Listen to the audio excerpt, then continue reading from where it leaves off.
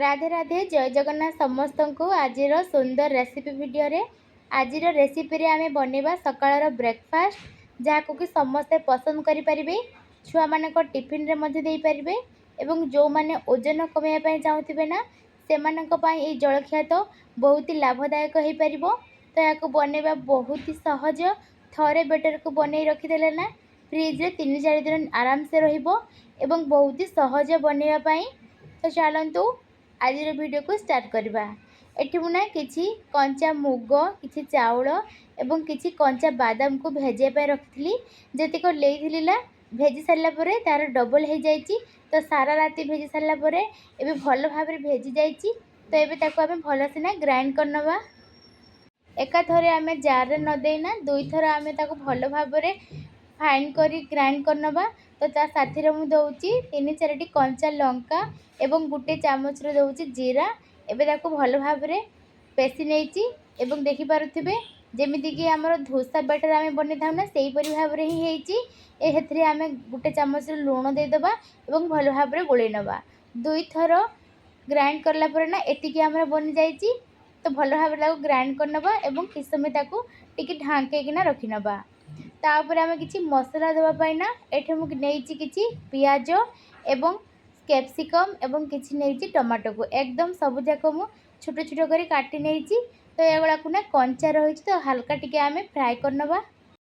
जो माने भी कंचा खाउथिबे ना तो डायरेक्ट सेमिति देई परिबे किंतु टिके बास लागिवो सेति पई मु अल्प टिके तेल रे अल्प टिके लूण देई ना ताकू गुटे मिनिट पे फ्राई करनेबे। बेसी भी फ्राई करबा नहीं तार हाली अंश दूर हो जीवो ना सेति पई आमे टिके भाजी नेले। एबे गुटे मिनिट भाजला परे तार कलर हल्का टिके चेंज हेलानी।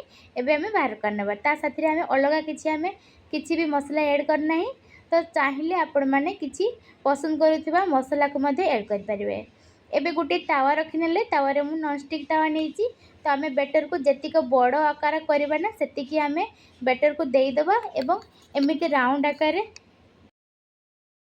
पिठार कलर देखि पारुथिबे टिके धळा रहिछि। तो अल्प किछि समय हैला परे ना तार कलर हल्का हरा हरा आसी गलानी। तो एबे किछि समय पर ना आमे अल्प टिके तेल दे देबा। प्रथम रे आमे तेल देइनी तो गुटे बुंदा मु तेल दे देइछि चारि पाखे एमति खेळै नबा। तो अल्प समय पर ना आमे रखिथिबा जो मसला ना से मसला गुडी को दे देबा।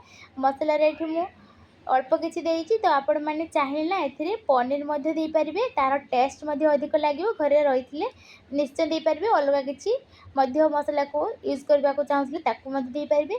तो एबे आमे फोल्ड करनेला ना देखि पारुथिबे आरपट साइड रे केते सुंदर देखा जाउची। एटी बेसिक रेसिपी बनी नाही तो हल्का टिके नरम रहिबो। तो एई भली जेमती आमे आमलेट बनै थाउ ना सेही परि भाव रे शेप दे देले ताकू मझिरे मु एमती खंड खंड करी काटी नउची। आपण माने चाहिले काटी पारिबे नहने सेही परि भाव रे लंबा आकार रखि पारिबे। एबे देखंतु भलो भाव रे हे आसलानी बास अल्प किछि तेल व्यवहार करनेले ना केते सुंदर हमरे बनि जाईची। तो एई परि भाव रे सब जाक आमे बनै नबा। ए पिठा को टिके एट्रैक्टिव करिया पाई ना एथिरे चाहिले पालंग साग को टिके देई परिबे जद्वारा कि अधिक टिके हरा हरा लागिवो एवं टेस्ट मध्ये भल लागिवो। प्रोटीन तो भरपूर मात्रा रे रहिवो। तो एई परि भाव रे ना मु आ गुटी मु बने नउची 3-4टा मु बने नेची जेतिक बेटर मु बनेथिली ता मध्ये बेसी हे जाईची ताको मध्ये रखि नबा। तो एई परि थरे बनेले ना बेटर निहाती भाव रे 3-4 दिन आपण माने बने की खाई परिबे। एई परि भाव रे छोटो छोटो पीस करिकी छुआ मानन को टिफिन रे मध्ये देई परिबे। छुआ माने आराम से ही खाई परिबे। बहुत ही प्रोटीन जातीय एई ब्रेकफास्ट। तो ताको मु सर्व कर दउची केते सुंदर हमर देखा जाउची देखंतु। यह सहित खाइबा पाई टमाटो केचप किंबा कौन से चटणी मध्ये बनै पारिबे। तो मैं ये खाली सर्व करुच्ची। जदि ये वीडियोटी आपण मानक भल लगी थाए ना तो प्लीज़ गोटे लाइक शेयर सब्सक्राइब निश्चय करेंगे। एमती आग को न्यू न्यू वीडियो देखा रहुची। जय जगन्नाथ।